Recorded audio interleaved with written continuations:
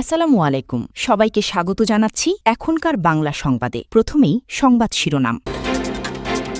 শুরুতেই জানিয়ে দিব, হরমুজ ইস্যুতে কাতারে বৈঠকে বসছে ইরান যুক্তরাষ্ট্র। এরপর জানিয়ে দিব, যুক্তরাষ্ট্র ও ইসরায়েলের নেতাদের বিরুদ্ধে শিশু হত্যার বিচার দাবি মোজতবা খামেনির। তারপর জানিয়ে দিব, ভারত সফর করতে পারেন ডোনাল্ড ট্রাম্প। সবশেষে জানিয়ে দিব, হামলা বন্ধে সম্মত যুক্তরাষ্ট্র ইরান, মঙ্গলবার বৈঠক। এতক্ষণ শুনছিলেন সংবাদ শিরোনাম, এখন বিস্তারিত। তার আগে আপনি যদি ইরানের পক্ষে থাকেন তাহলে ভিডিওটি লাইক করে চ্যানেলটি সাবস্ক্রাইব করে কমেন্টে লিখুন স্ট্যান্ড উইথ ইরান। হরমুজ ইস্যুতে কাতারে বৈঠকে বসেছে ইরান যুক্তরাষ্ট্র। হরমুজ প্রণালীর নিরাপত্তা ও নৌ চলাচল সংক্রান্ত বিরোধ নিরসনে যুক্তরাষ্ট্র ও ইরান সরাসরি বৈঠকে বসছে। আগামীকাল মঙ্গলবার 30 জুন কাতারের রাজধানী দোহায় দুই দেশের বৈঠকে বসার কথা রয়েছে। মার্কিন কর্মকর্তাদের বরাতে এমন তথ্য জানিয়েছে সংবাদ মাধ্যম অ্যাক্সিওস। প্রতিবেদনে বলা হয়েছে, ওয়াশিংটন ও তেহরান পরস্পরের ওপর হামলা বন্ধ এবং ইরানের বিরুদ্ধে চলমান মার্কিন সামরিক অভিযান শেষ করার বিষয়ে একমত হয়েছে। এর ফলে হরমুজ প্রণালী নিয়ে আলোচনার পথ তৈরি হয়েছে। যুক্তরাষ্ট্র ও ইসরায়েলের নেতাদের বিরুদ্ধে শিশু হত্যার বিচার দাবি মোজতবা খামেনির। যুক্তরাষ্ট্র ও ইসরায়েলের শীর্ষ নেতাদের বিরুদ্ধে শিশু হত্যা ও যুদ্ধ অপরাধের অভিযোগ তুলে তাদের বিচার দাবি করেছেন ইরানের সর্বোচ্চ নেতা মোজতবা আলী খামেনি। রোববার 28 জুন সামাজিক যোগাযোগ মাধ্যম এক্সে দেওয়া এক বার্তায় তিনি বলেন, 2025 থেকে 26 সালে ইরানের বিরুদ্ধে সংঘটিত শিশু হত্যা, যুদ্ধ অপরাধ ও আগ্রাসনের সঙ্গে জড়িত ব্যক্তিদের দেশের আদালতে পাশাপাশি আন্তর্জাতিক আদালতেও বিচারের মুখোমুখি করতে হবে। তার দাবি, যুক্তরাষ্ট্র ও ইসরায়েলের নেতাদের প্রকাশ্য বক্তব্যই এসব অপরাধের স্বীকারোক্তি হিসেবে বিবেচিত হতে পারে। 1981 সালে বোমা হামলায় নিহত ইরানের তৎকালীন প্রধান বিচারপতি আয়াতুল্লাহ মোহাম্মদ বেহেশতি এবং অন্যান্য শীর্ষ রাজনৈতিক নেতার মৃত্যুবার্ষিকী উপলক্ষে দেওয়া বক্তব্যে এসব মন্তব্য করেন খামেনি।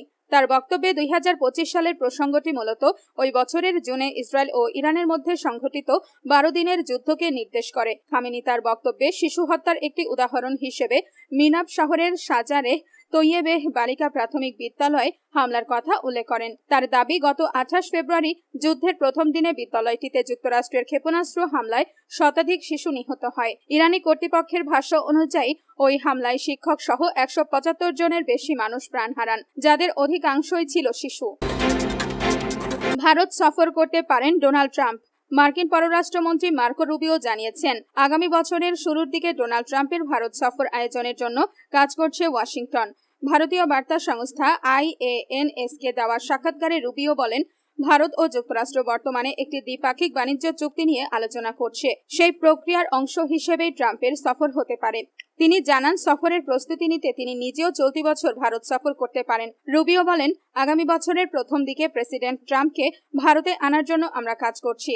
গত সপ্তাহে ফ্রান্সে G7 সম্মেলনের ফাঁকে ভারতীয় প্রধানমন্ত্রী নরেন্দ্র মোদী ও ট্রাম্পের বৈঠক হয়। বৈঠকের পর ট্রাম্প জানান, তাদের মধ্যে খুব ভালো আলোচনা হয়েছে। রয়টার্সের প্রতিবেদনে বলা হয়েছে, ভারত কয়েক মাস ধরেই ট্রাম্পের সফরের জন্য যুক্তরাষ্ট্রের সঙ্গে যোগাযোগ বাড়িয়েছে। সম্ভাব্য সফরটি জাপান ও অস্ট্রেলিয়াকে নিয়ে একটি আঞ্চলিক বৈঠকের সঙ্গেও যুক্ত হতে পারে। হামলা বন্ধে সম্মত যুক্তরাষ্ট্র ইরান। মঙ্গলবার বৈঠক টানা 3 দিনের উত্তেজনার পর একে অপরের ওপর হামলা বন্ধ করতে সম্মত হয়েছে যুক্তরাষ্ট্র ও ইরান। মার্কিন কর্মকর্তার বরাত দিয়ে সংবাদ মাধ্যম অ্যাক্সিওস এই তথ্য নিশ্চিত করেছে। হরমুজ প্রণালী সংক্রান্ত বিরোধ নিষ্পত্তিতে মঙ্গলবার 30 জুন কাতারের রাজধানী দোহায় বৈঠকে বসার পরিকল্পনা করেছে দুই দেশ। খবর রয়টার্স। সংবাদ মাধ্যম অ্যাক্সিওস জানিয়েছে, সব বিষয় নিয়ে কারিগরি আলোচনা হবে। আপাতত উভয় পক্ষ হামলা থেকে বিরত থাকবে এবং হরমুজ প্রণালী দিয়ে জাহাজ চলাচল স্বাভাবিক থাকবে।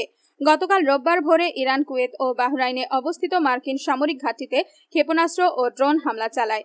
এর কিছুক্ষণ আগে মার্কিন প্রেসিডেন্ট ডোনাল্ড ট্রাম্প হুঁশিয়ারি দিয়ে বলেন, যুদ্ধবিরতির চুক্তি মেনে না চললে ইরানের অস্তিত্বই বিলীন হয়ে যেতে পারে। অন্যদিকে ইসরায়েল জানিয়েছে, রোববার তারা আবারও লেবাননের দক্ষিণাঞ্চলের একটি গ্রামে ইরান সমর্থিত হিজবুল্লাহর ভূগর্ভস্থ স্থাপনায় হামলা চালিয়েছে। শুক্রবার লেবাননের সঙ্গে নতুন যুদ্ধবিরতির পর শনিবারও একই ধরনের আরেকটি হামলা চালানো হয়। ইরানের দাবি, বৃহত্তর সমঝোতা কার্যকর রাখতে হলে লেবাননের সংঘাত বন্ধ করতে হবে।